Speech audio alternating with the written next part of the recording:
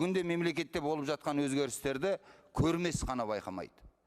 Бұл ретте парламенттің ықпалы айтарлықтай артып, халық депутаттардың кім екенін, олардың не істейтінін тереңірек түсінді. Мәжілісте апта сайын сауал жолдап, үкімет мүшелерін сұрақтың астына алып жатқан депутаттарға қарап, халықтың ойындағы өшкен үміт қайта тірілді. Бұрын ел арасында желге ғана айтылып, ұзаса бірер ереуілмен амалсыз басылып қалатын халықтың үні бүгінде төрге жетті.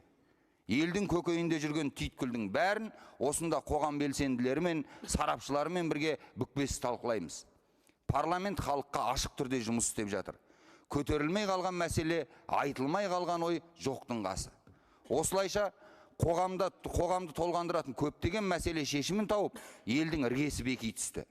Әрбір игі іс жүзеге асқан сайын халықтың билікке деген сенім артып келеді.